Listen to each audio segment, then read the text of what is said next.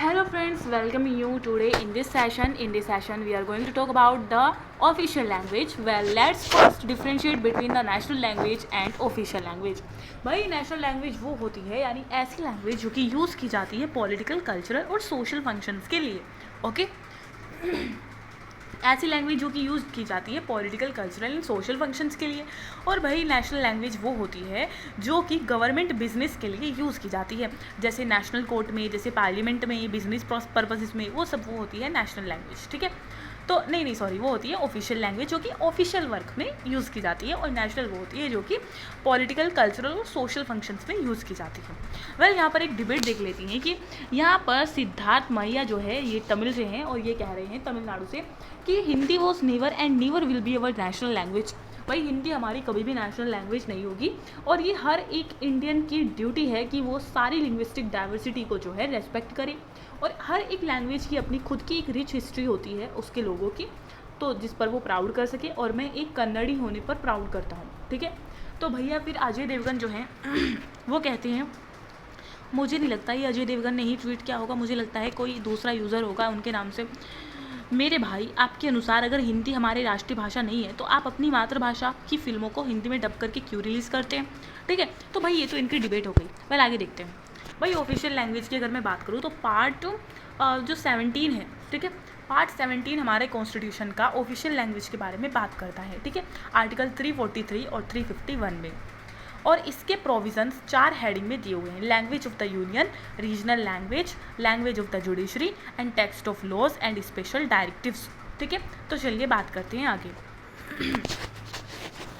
अगर मैं language of the union की बात करूं तो भाई ये लिखा हुआ है कॉन्स्टिट्यूशन में कि जो हिंदी है, जो कि देवनागरी स्क्रिप्ट में लिखी हुई है, वो हमारे यूनियन की लैंग्वेज होगी, ऑफिशियल लैंग्वेज होगी, और 15 साल के लिए इंग्लिश भी यूज़ में रहेगी सारे ऑफिशियल पर्पसेस के लिए. ठीक है भाई, कमेंसमेंट ऑफ द कॉन्स्टिट्यूशन से लेकर यानी 1950 से लेकर 15 साल तक के लिए, और इंग्लिश जो है वो यूज़ में रहेगी सारी ऑफिशियल पर्पसेस के लिए, जैसे पहले यूज़ होती थी, यानी 1950 से पहले यूज़ होती थी. और 15 साल के बाद भी पार्लियामेंट चाहे तो कोई एक लॉ बना सकती है जिसमें इंग्लिश जो है कंटिन्यूड उसका यूज़ हो सके. ठीक है, स्पेसिफाइड पर्पसेस के लिए कि किस किस पर्पज़ के लिए. ठीक है, और भाई हर 5 साल के बाद और फिर उसके 5 साल के बाद, ठीक है, मतलब कमेंसमेंट ऑफ द कॉन्स्टिट्यूशन 1950 से लेकर हर 5 साल के बाद प्रेसिडेंट जो है एक कमीशन को अपॉइंट करेंगे. ठीक है, end of 5 years and again eight the end of 10 years president एक कमीशन को अपॉइंट करेंगे, और वो कमीशन क्या करेगा, हिंदी लैंग्वेज का प्रोग्रेसिव यूज़ हो रहा है कि नहीं उसके बारे में रिकमेंडेशन देगा, और भाई इंग्लिश लैंग्वेज पर रेस्ट्रिक्शंस लगाने के लिए भी रिकमेंडेशन देगा, और दूसरे इश्यूज़ को एड्रेस करेगा. आर्टिकल 344 जो है वो ये कहता है कि कमीशन के साथ साथ एक पार्लियामेंट की कमेटी भी बनाई जाएगी. ठीक है, एक पार्लियामेंट की कमेटी को कॉन्स्टिट्यूट किया जाएगा. ठीक है, हर 5 साल के बाद और फिर उसके आगे 5 साल के बाद, और वो क्या करेगी, ये जो कमीशन था, ठीक है, जिसने ये जो बनाई थी, ये जो रिकमेंडेशन देगा वो progressive use of the Hindi language, उसके बारे में उसके रिकमेंडेशन को एग्जामिन करेगी वो पार्लियामेंट्री कमेटी. ठीक है, और फिर उसकी रिपोर्ट जो है फिर वो प्रेसिडेंट को सौंपेगी. ठीक है भाई, कमीशन जो है वो रिकमेंडेशन मत देगा, फिर रिकमेंडेशन को रिव्यू करेगी कमेटी, पार्लियामेंट्री कमेटी, और फिर वो कमेटी जो है वो उस सब कुछ रिपोर्ट सबमिट करेगी प्रेसिडेंट के पास, रिव्यू रिपोर्ट. ठीक है, फिर 1955 में क्या हुआ भाई, हो गए 5 साल. प्रेसिडेंट ने ऐसे ही किया जैसे कहा गया था, जैसे कॉन्स्टिट्यूशन में लिखा गया था.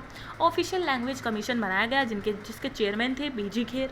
ठीक है भाई, कमीशन ने अपनी रिपोर्ट सबमिट कर दी 1956 में प्रेसिडेंट को. ठीक है, और भाई अब प्रेसिडेंट को रिपोर्ट तो सबमिट कर दी, लेकिन वो प्रेसिडेंट ने किसको दी थी, कमेटी को.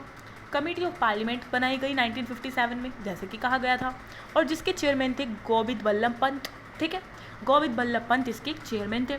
और एक और ऑफिशियल लैंग्वेज कमीशन, जैसा कि कॉन्स्टिट्यूशन ने कहा गया था, ऐसे ये कहा था ना कि एक तो 1955 में होगी, एक 1960 में होगी, तो 1960 वाली नहीं बनाई गई. ठीक है, सिर्फ 1950 वाली बनाई गई.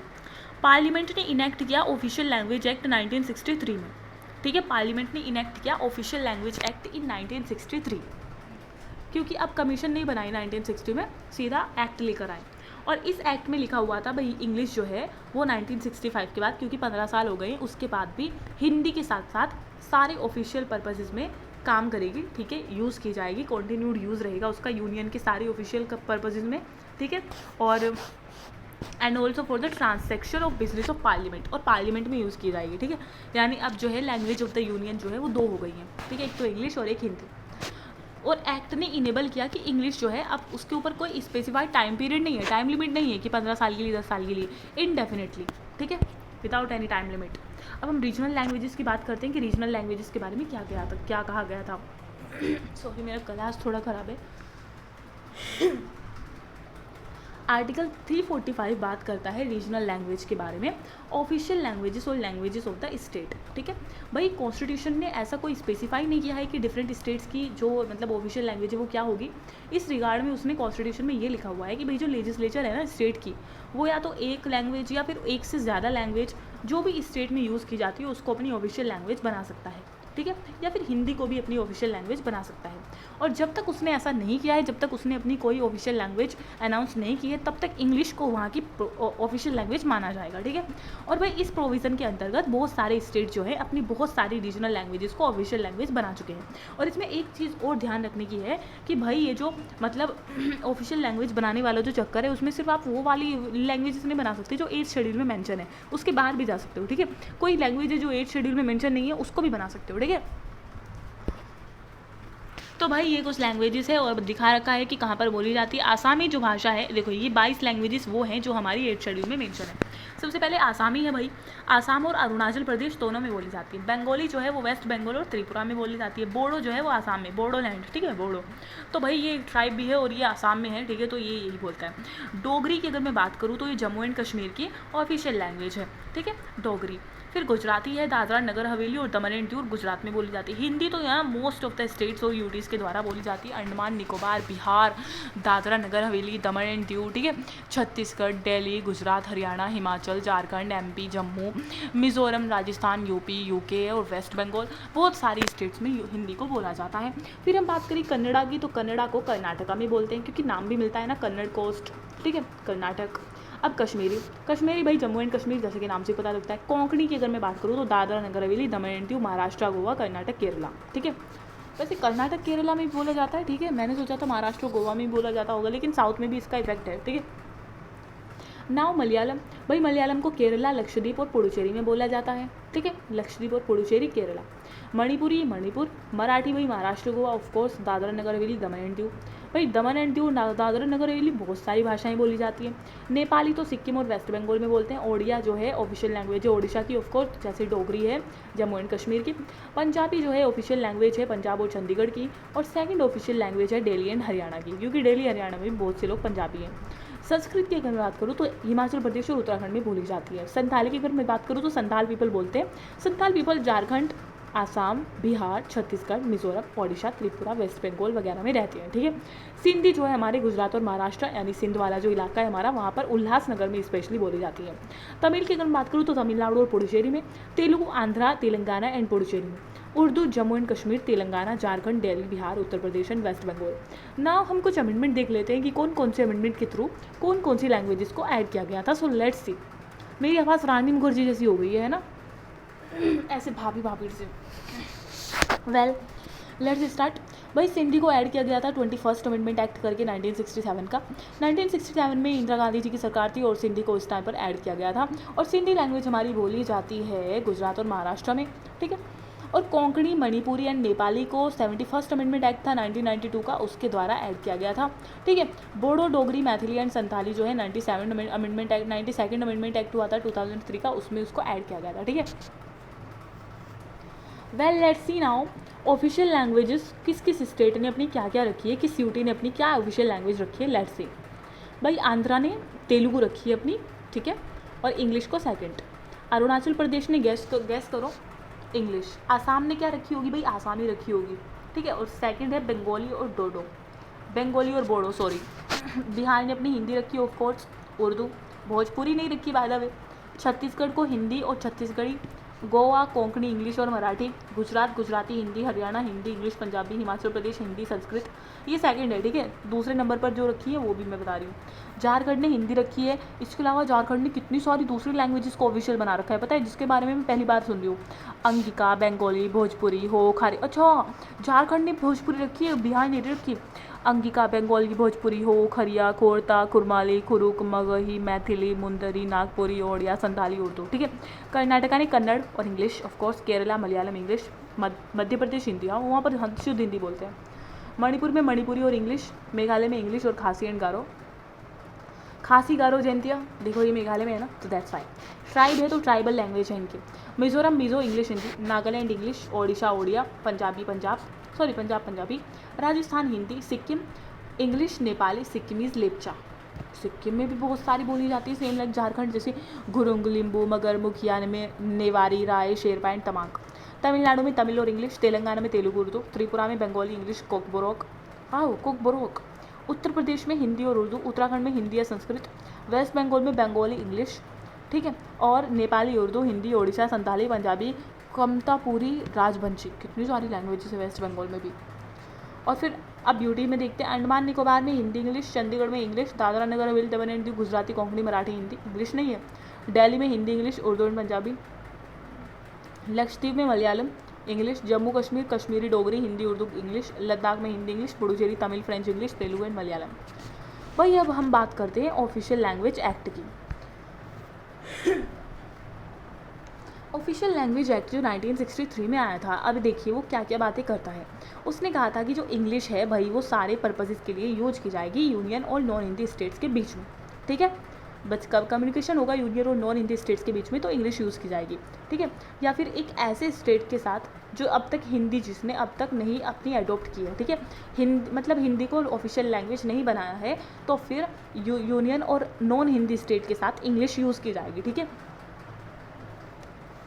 और भाई हिंदी जो है वो कम्युनिकेशन के रूप में यूज़ हो सकती है हिंदी और नॉन हिंदी स्टेट में, और जो सच कम्युनिकेशन होगी हिंदी की, ठीक है, वो उसको इंग्लिश ट्रांसलेशन के साथ दिया जाएगा। मान लो कोई नॉन हिंदी स्टेट है लेकिन वो कह रहा है कि कोई बात नहीं मैं हिंदी में ही आपके साथ बात कर लूँगा, तो ऐसी बात का ट्रांसलेशन इंग्लिश में होना ज़रूरी है। ठीक है, ये 1963 वाले एक्ट में लिखा हुआ है। पहले दो बात क्लियर कर देती हूँ, यूनियन और नॉन हिंदी स्टेट के बीच में जो कम्युनिकेशन होगा वो इंग्लिश में होगा।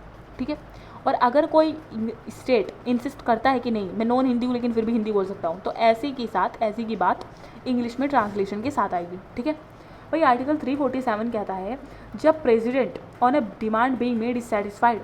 भाई क्या मतलब क्राइटेरिया है किसी को 8th शेड्यूल में ऐड करने का, तो पता है क्या है भाई? अगर मतलब ऑफिशियल लैंग्वेज कब एक किसी की स्टेट की बन जाती है, पता है कैसे बनती है? जब प्रेसिडेंट सेटिस्फाई हो जाए। एक डिमांड आ रही थी जिसमें ये था कि भाई सब्सटेंशियल पॉपुलेशन जो है, बहुत सारे लोग हमारे स्टेट के चाहते हैं कि ये वाली लैंग्वेज हमारे स्टेट में बोली जाए। ठीक है, और ये वाली स्टेट बोली भी जाए और बहुत सारी स्टेट उसको रिकॉग्नाइज भी करे। एक तो बहुत ज़्यादा लोग उसको बोल रहे हैं, ठीक है, और फिर उसको स्टेट रिकॉग्नाइज करे, ये डिमांड कर रहे हैं, तो इसीलिए फिर उसको ऑफिशियल लैंग्वेज रिकॉग्नाइज किया जा सकता है। ठीक है, ताकि उस माइनॉरिटी ऑफ स्टेट का लिंग्विस्टिक इंटरेस्ट बचा रहे। ठीक है, अब हम बात करते हैं लैंग्वेज ऑफ द यूनियन और लैंग्वेज ऑफ द स्टेट के बाद language of the judiciary and text of laws. Let's see भाई, इसमें लिखा हुआ है जब तक पार्लियामेंट कोई लॉ ना बनाए, तब तक कोई कुछ प्रोविज़न ना लेकर आए, तब तक इंग्लिश लैंग्वेज चलेगी। ठीक है, किस चीज़ में? सुप्रीम कोर्ट में। किस चीज़ में चलेगी?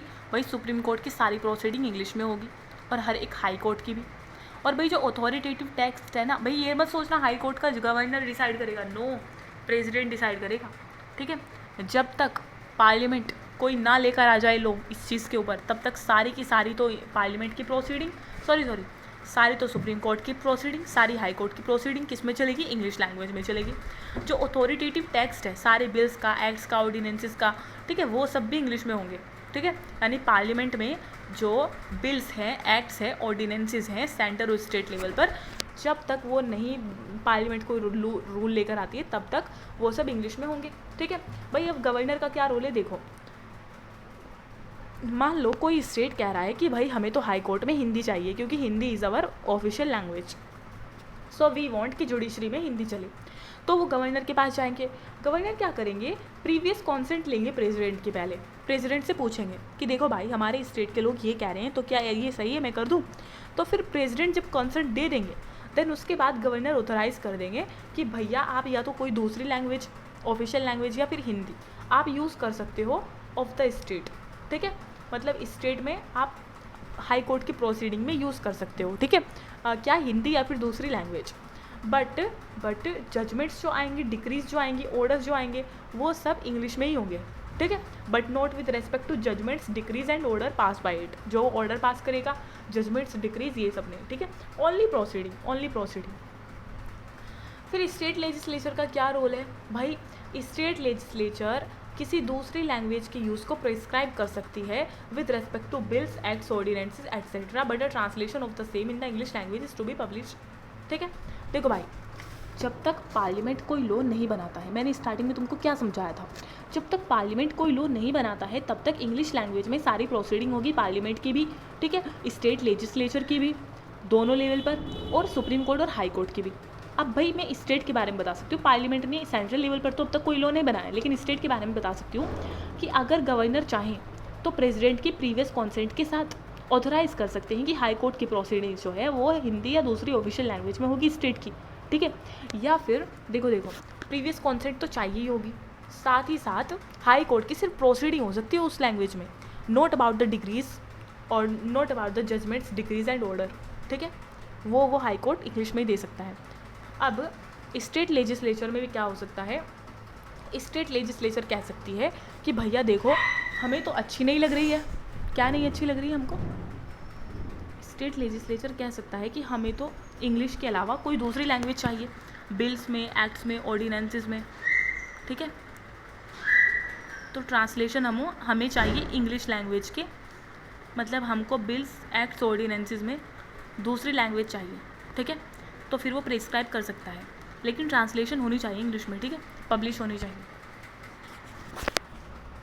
पार्लियामेंट ने ऐसा अब तक सेंट्रल लेवल पर ऐसा कोई भी प्रोविज़न नहीं बनाया है for the use of Hindi in supreme court, ठीक है, तो सुप्रीम कोर्ट अभी सिर्फ पिटिशन और अपील्स जो है वो सिर्फ हिंदी इंग्लिश में ही सुनता है, ठीक है। हाँ, मतलब क्या कहते हैं, पार्लियामेंट के बारे में बना रखा है, जो ऑर्डिनेंसेस हैं और जो बायलॉज हैं, जो ऑर्डिनेंस है, एक्ट्स है, बिल्स है, वो तो हिंदी में ही आते हैं ना, आई थिंक। ऑथोराइज ट्रांसलेशन, लेकिन इंग्लिश की ट्रांसलेशन के साथ।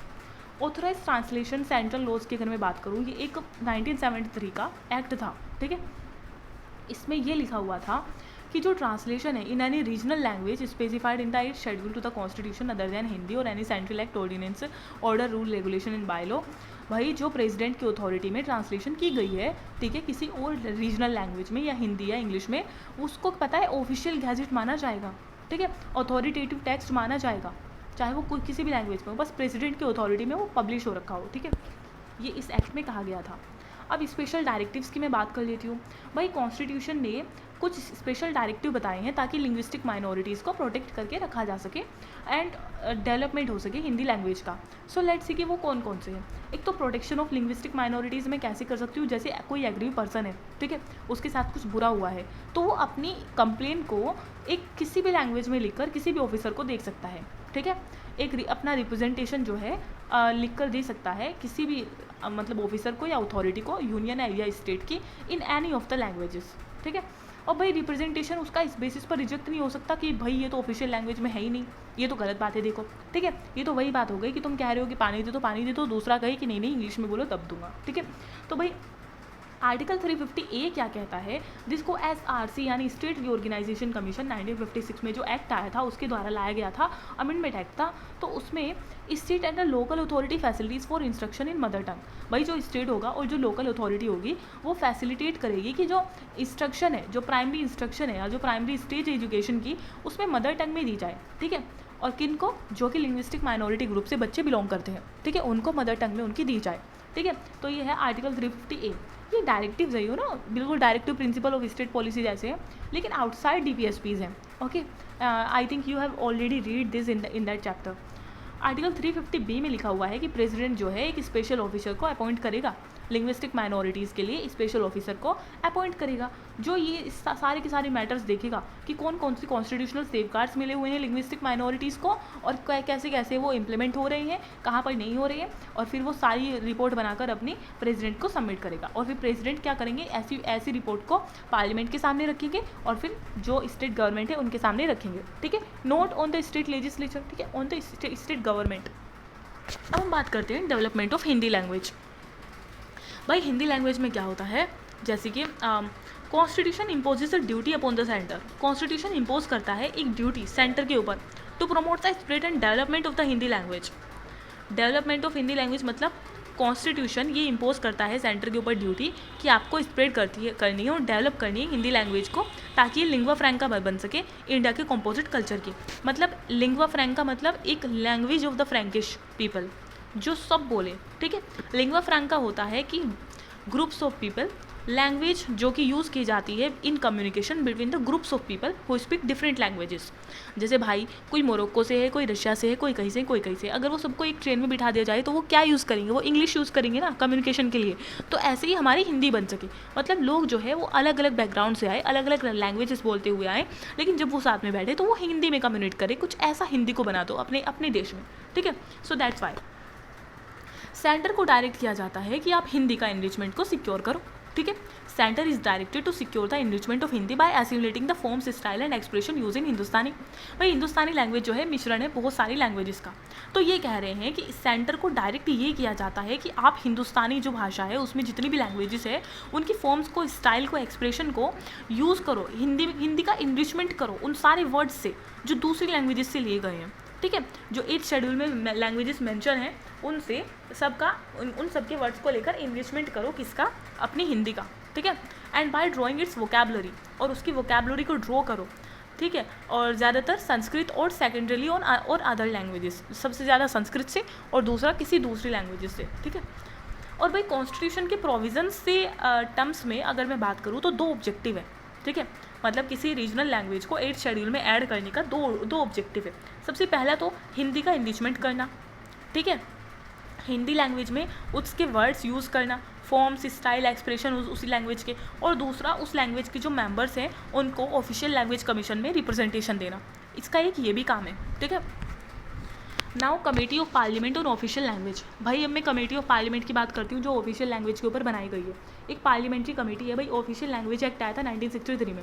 एक तो हमने कॉन्स्टिट्यूशन में पढ़ा था कि लिखा हुआ था कि every after 5 years and at the end of the 10 years the president would appoint a commission and also a parliamentary committee who would investigate and who would suggest the recommendations all, ठीक है। तो भाई उस committee के बाद एक 1963 में जो एक्ट आया था उसमें भी एक पार्लियामेंट्री कमेटी का कहा गया था कि पार्लियामेंट्री कमेटी को अपॉइंट करेंगे, ठीक है। और वो क्या करेगी, वो प्रोग्रेस को देखेगी कि हिंदी में कितना प्रोग्रेस किया गया है, ठीक है, official purpose of the union, ठीक है। और कमेटी जो है उसको 10 साल के बाद बनानी है, यानी ये जो 1963 का एक्ट आया है ना, चलो 1965 से मान लो, 10 साल के बाद ये कमेटी आनी चाहिए, ठीक है। और भाई कमेटी को बनाया गया अकॉर्डिंगली 1976 में, और कमेटी में थे 30 मेंबर, 20 थे लोकसभा से, 10 थे राज्यसभा से, ठीक है। और भाई कमेटी जो है वो अपनी रिपोर्ट सबमिट करती है प्रेसिडेंट को, और प्रेसिडेंट को बताती है कुछ रिकमेंडेशन, और प्रेसिडेंट जो है फिर उस रिपोर्ट को दोनों तो पार्लियामेंट के हाउस के सामने रखेंगे और स्टेट गवर्नमेंट के पास भेजेंगे, ठीक है। जैसे सेम जैसे दूसरी कमेटी के साथ किया था। वेल जो चेयरमैन होते हैं ना कमेटी के, वो मेंबर ऑफ द कमेटी के द्वारा इलेक्ट किए जाते हैं, लेकिन कन्वेंशन ये रहा है कि जो यूनियन होम मिनिस्टर होते हैं वो हमेशा इसके चेयरमैन बनते हैं, ठीक है, टाइम टू टाइम इसके चेयरमैन बनते हैं। और भाई कमेटी जो है वो ये भी ध्यान रखती है कि जो सर्कुलर है, इंस्ट्रक्शन है, उनका भी ध्यान रखती है जो कि गवर्नमेंट इशू करती रहती है इन दिस रिगार्ड, मतलब लैंग्वेज के उसमें जो सर्कुलर और नोटिफिकेशन जारी करती रहती है गवर्नमेंट, उसका भी ध्यान रखती है, ठीक है, टाइम टू टाइम। भाई टर्म्स ऑफ रेफरेंस जो है कमेटी का being comprehensive and it has also been examining other relevant aspect, मतलब जो टर्म्स ऑफ रेफरेंस है कमेटी का वो बहुत ब्रॉड है और ये बहुत सारे इश्यूज़ को एग्जामिन करती आई है, जैसे कि स्कूल्स में मीडियम क्या है इंस्ट्रक्शन का, कॉलेजेस यूनिवर्सिटीज़ में क्या है, रिक्रूटमेंट कैसे हो रहा है सेंट्रल गवर्नमेंट सर्विसेज में, डिपार्टमेंटल एग्जामिनेशन का मीडियम क्या है, दैट्स ऑल, ठीक है। और भाई जो सेक्रेटेरिएट है कमेटी का वो सेक्रेटरी ऑफ द कमेटी से के द्वारा हेड किया जाता है, ठीक है। जो सेक्रेटेरिएट है कमेटी का is headed by the secretary of the committee, और सेक्रेटरी ऑफ द कमेटी को असिस्ट करता है एक अंडर सेक्रेटरी के लेवल का ऑफिसर, ठीक है। सेक्रेटरी को हेड करता है असिस्ट करता है अंडर सेक्रेटरी का लेवल का एक ऑफिसर या दूसरा ऑफिशियल। वही एडमिनिस्ट्रेटिव पर्पज़ के लिए ये जो ऑफिस है ये फॉल करता है subordinate office of department of official language, ठीक है, मिनिस्ट्री ऑफ होम अफेयर्स वाले उसमें, ठीक है। देन आगे क्लासिकल लैंग्वेज के बारे में बात करती हूँ। 2004 में गवर्नमेंट ऑफ इंडिया ने डिसाइड किया कि हम एक नई कैटेगरी बनाते हैं जिसका नाम होगा क्लासिकल लैंग्वेज, और 2006 में इसने कुछ क्राइटेरिया दिए सेंट्रल गवर्नमेंट ने, ठीक है, कि कैसे कैसे कोई लैंग्वेज जो है क्लासिकल लैंग्वेज बन सकती है। भाई एक तो उसकी जो है हाई एंटिक्विटी होनी चाहिए, मतलब अर्ली टेक्स्ट में, अर्ली रिकॉर्डेड हिस्ट्री में जो 1500 से 2000 साल पहले की हिस्ट्री है उसमें उसका रिकॉर्ड आना चाहिए, ठीक है। और भाई बॉडी ऑफ एंशियंट लिटरेचर या टेक्स्ट होनी चाहिए, मतलब एंशियंट लिटरेचर या टेक्स्ट जितने भी हमको मिलते हैं पुराने, उसमें कहीं ना कहीं वो लैंग्वेज का यूज़ किया जाना चाहिए, ठीक है। और भैया जो लाइब्रेरी ट्रेडिशन है वो उसकी ओरिजिनल होनी चाहिए, किसी से ऐसे नहीं कि उधार ले रखी है, बोरो कर रखी है, ठीक है, किसी और दूसरी कम्युनिटी से। और क्लासिकल लैंग्वेज और लिटरेचर जो है वो मॉडर्न से डिफरेंट होना चाहिए, ठीक है। ऐसा नहीं कि बिल्कुल मतलब क्लासिकल लैंग्वेज और बिल्कुल बिल्कुल मॉडर्न जैसी है, तो ऐसा नहीं, ठीक है भाई। तो आज तक 6 लैंग्वेजेस को क्लासिकल लैंग्वेज का स्टेटस दिया गया है, वो है तमिल, संस्कृत, तेलुगु, कन्नड़, मलयालम, ओडिया। सबसे पहली तमिल थी और जो रिसेंटली मिला है जिसको वो ओडिया है। तमिल को 2004 में मिला था, संस्कृत को 2005 में, तेलुगु को 2008 में, कन्नड़ा को 2008 में, मलयालम को 2013 में और ओडिया को 2014 में। तो फिर आगे हम देखते हैं बेनिफिट्स क्या होते हैं अगर कोई मतलब इसको हम बना देते हैं, अगर क्या कहते हैं, अगर हम इसको किसी को क्लासिकल लैंग्वेज बना देते हैं तो बेनिफिट ये होते हैं कि एक तो 2 मेजर इंटरनेशनल अवार्ड उस लैंग्वेज के निकाले जाते हैं और वो उसको मिलते हैं जो वहाँ जो ऐसे प्रोफेसर है जिन्होंने उसमें महारत हासिल कर ली उस लैंग्वेज में, तो उनको 2 इंटरनेशनल अवार्ड दिए जाते हैं क्लासिकल इंडियन लैंग्वेजेस में। एनुअली अवॉर्डेड किया जाता है उनको, हर साल निकलते हैं वो अवार्ड, ठीक है। और इंटरनेशनल लेवल के होते हैं, चाहे कोई भी कर ले, नॉट ओनली इंडियन सिटीजन, चाहे कोई भी पूरी दुनिया में, ठीक है।